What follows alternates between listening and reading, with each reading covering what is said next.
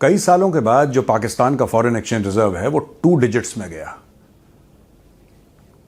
कुछ समय तक तो 3, 4, 5 अरब डॉलर था, फिर वो 9 अरब डॉलर गया, फिर 10, 12, 13, 14, 15, कोई कह रहा 18, कोई कह रहा 20 अरब डॉलर। लेकिन दोस्तों, इसके पीछे काला सच है। ये जो पैसा है पाकिस्तान के पास, ये आया कहां से? पाकिस्तान ऐसी कौन सी चीनी, कौन सा नमक, कौन सा चूरन एक्सपोर्ट करता है जिससे पाकिस्तान को अरबों डॉलर मिलते हैं? कुछ तो होगा। दोस्तों, सच बात तो यह है कि ना ये रेमिटेंस का पैसा है।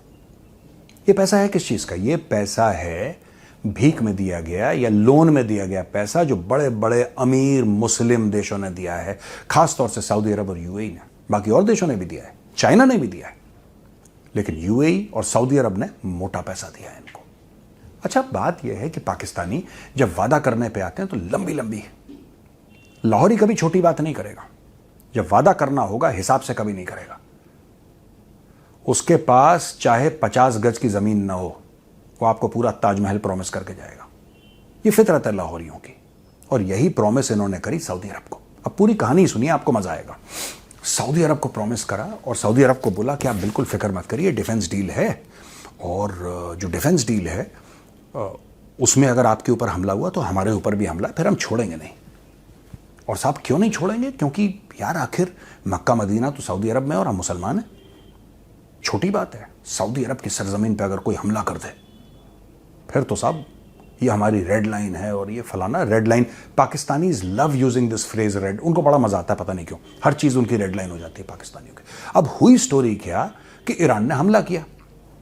अब क्योंकि इनका ईरान के साथ बॉर्डर मिलता है और ईरान के बड़े क्लोज रिलेशनशिप हैं, बड़े राब्ते हैं चाइना के साथ। पाकिस्तान के कई बाप हैं, उन बापों में से एक चाइना भी है। जैसे अमेरिका एक बाप है, सऊदी अरब एक बाप है, यूएई एक बाप है, तो इनके कई पापा हैं पाकिस्तानियों के। तो एक पापा जो इनका बड़ा इंपॉर्टेंट पापा है वो चाइना है। ईरान के पीछे खड़ा है चाइना। अब ये कुछ नहीं कर सकते, ये फंस गए। अब जब ये फंस गए तो इन्होंने बोला नहीं साहब, सऊदी अरब के ऊपर अटैक हो गया है, ईरान ने हमला कर दिया, लेकिन हम लोग देखिए दोनों मुसलमान मुल्क है। अब ये इस्लाम पे आ गए।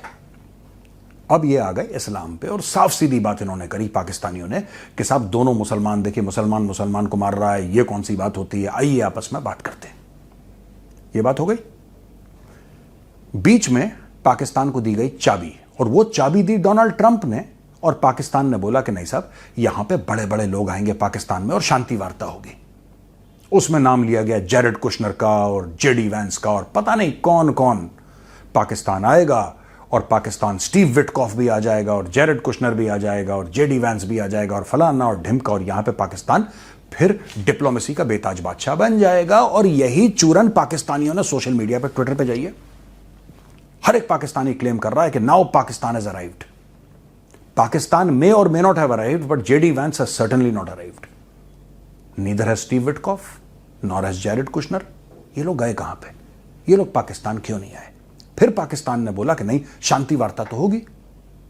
तो उन्होंने 2-3 देशों को बुलाया। एक सऊदी अरब को बुलाया जिसके ऊपर मिसाइल गिर रही है, एक इजिप्ट को बुलाया। इजिप्ट को बुलाया तो साहब इजिप्ट का तो कोई लेना देना नहीं है इस लड़ाई से, इजिप्ट के ऊपर तो कोई मिसाइल नहीं गिर रही। तो बोला नहीं साहब, इजिप्ट भी आएगा।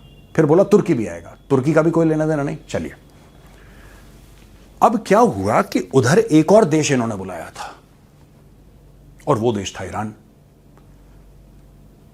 खबर यह मिली कि ईरान गया नहीं। अब लोग कह रहे थे पता नहीं क्या हुआ, ईरान नहीं, उनको कुछ खतरा है, बिजी हैं, लड़ाई चल रही है, इसलिए नहीं आया, शांति वार्ता ईरान शायद सीरियसली नहीं ले रहा। धीरे से फिर बात आती है CNN के एक इंटरव्यू के द्वारा, और वो बात क्या होती है, बड़ी खतरनाक। आप जरा एक छोटी सी क्लिप देखिए। People in Iran actually say that the whole purpose of trying to organize a meeting between Americans and Iranians in Islamabad is to smoke out the Iranians out of their hiding places so they can kill them.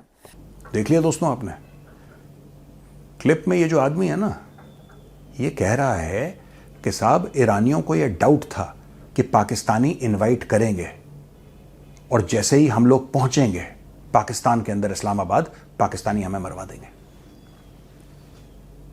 Actually ईरानी ऐसा समझ रहे हैं कि पाकिस्तानी मरवा देंगे। और मैं आज से नहीं, मैं तो बहुत पहले से कह रहा हूं, मैं बहुत पहले से कह रहा हूं कि ये धोखा देंगे। ये पाकिस्तानी इनकी फितरत में है, इनके खून में शामिल है, ये गद्दारी करेंगे, ये ईरानियों को धोखा देंगे, और दे भी चुके हैं। यहां पे यूएई परेशान हो गया। यूएई ने बोला कि हमारे $2 अरब वापस करो तुम।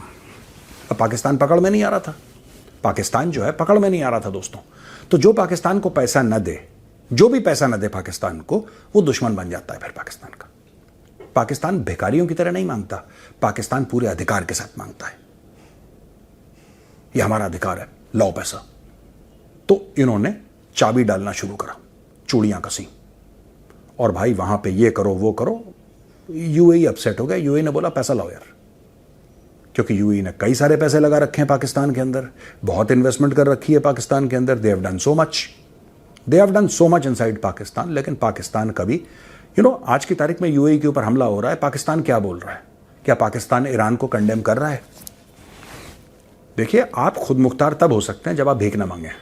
आप भीख भी मांग रहे हैं, आप पैसे भी मांग रहे हैं, खैरात पे आप जीते हैं, और आप खुद मुख्तारी की भी कस्में खाते हैं। तो अरबों ने बोला यार ऐसा तो नहीं हो सकता। अगर आप हमसे पैसे ले रहे हैं और अगर आप हमारी खैरात पे जी रहे हैं, तो साहब जहां पे हम बोलेंगे आपको वहां पे बोलना पड़ेगा, आपको काम करना पड़ेगा।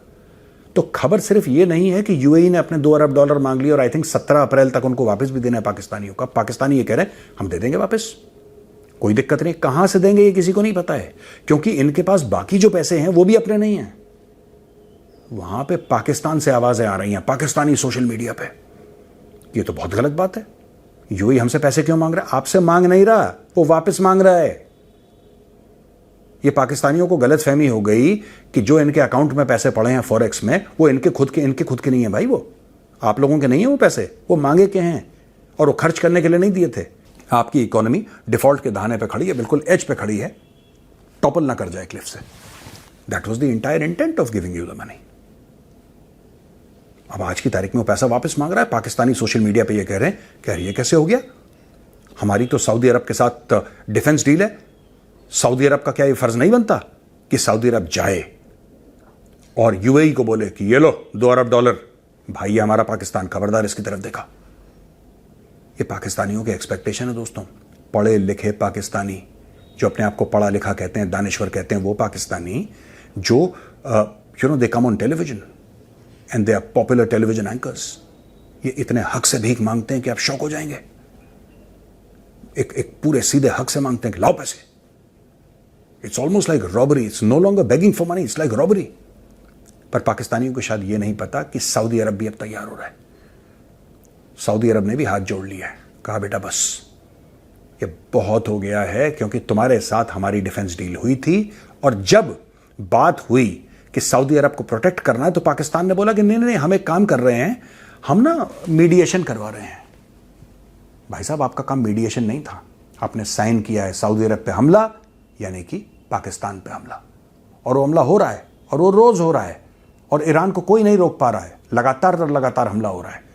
लेकिन जब पाकिस्तान से पूछिए कि कहां है तुम्हारी फौजें, तुम्हारी फौजों ने तो कसम खाई थी कि हरमैन शरीफ की हिफाजत करेंगे, सऊदी अरब की हिफाजत करेंगे। कहां गई पाकिस्तान की फौजें? नहीं साहब, पाकिस्तान की फौजें जो है पीस करवा रही हैं, अमन और शांति ला रही हैं, और ये अपने आप में कोई बुरी बात नहीं है। लेकिन ये अमन शांति कौन करवा रहा है? ये बने हैं मैसेंजर, ये बने हैं डाकिया, कभी चाइना के तो कभी अमेरिका के। ये है पाकिस्तान का काला सच।